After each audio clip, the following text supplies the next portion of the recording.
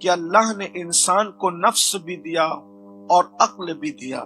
جب انسان نفس کی بات مانتا ہے اور عقل کو چھوڑ دیتا ہے تو وہ جانوروں سے بدتر ہو جاتا ہے۔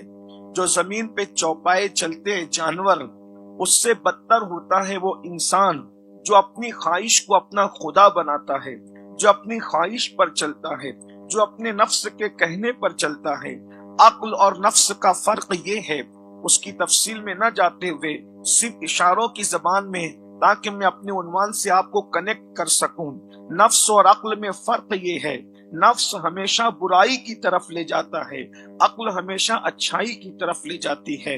جب بھی انسان کو خیال اچھائی کا آتا ہے، سمجھیے کہ یہ عقل کی آواز ہے، اور جب بھی انسان کو جو ہے وہ برائی کا خیال آتا ہے، سمجھیے کہ نفس کی آواز ہے۔ نفس کی بات سننے والا ہمیشہ ذلیل ہوتا ہے، نفس کی بات سننے والا ہمیشہ رسوا ہوتا ہے۔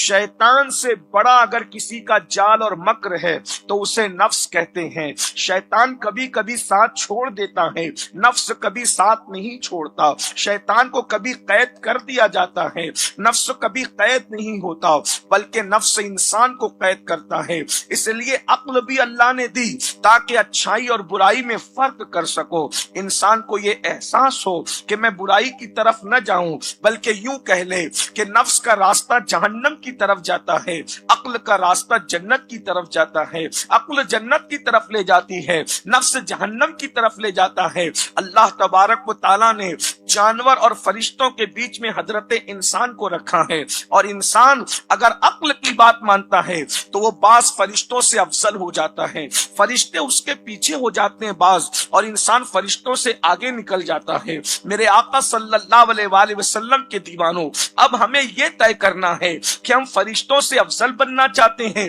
یا جانوروں سے بدتر بننا چاہتے ہیں۔ ذرا غور تو کریں، اللہ رب العزت نے حضرت انسان بنا کر پیدا کیا، ہمیں اللہ رب العزت نے انسان بنایا۔ انسان کا مطلب کیا ہے؟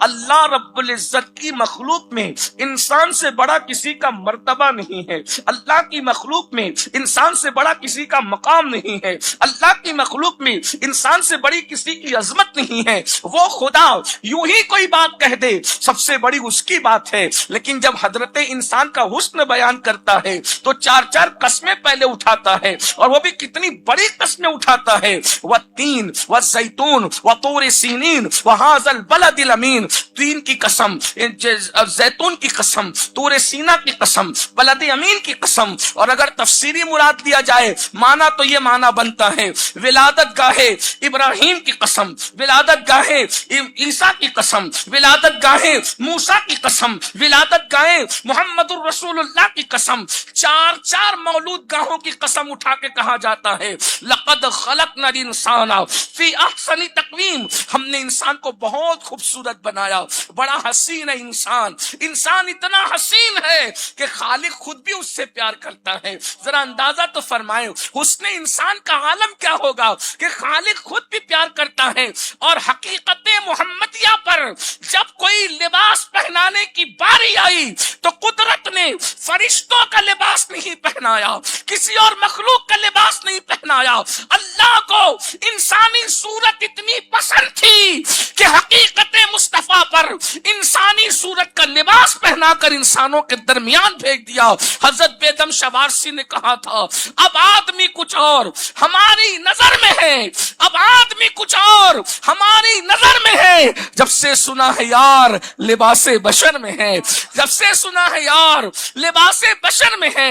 بشر کتنا عظیم ہے، اللہ اکبر۔ تو یاد رکھیں ہمیں محنت کرنا ہوگا، ہم نفس کی بات نہ مانیں، مگر افسوس آج کا انسان نفسانی خواہشات میں ڈوبا ہے۔ کہا جاتا ہے، صوفیہ کہتے ہیں زمین کے اوپر جھوٹے خداؤں میں سب سے زیادہ جس خدا کی عبادت کی جاتی ہے اس کو نفس کہتے ہیں۔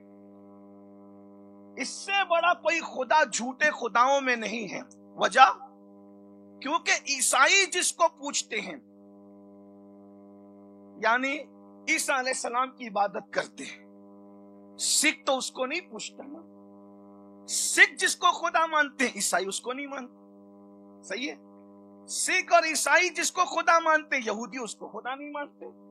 یہودی سکھ عیسائی جس کو خدا مانتے، مسلمان اس کو خدا نہیں مانتے، مسلمانوں کا خدا الگ ہے، سکھوں کا الگ۔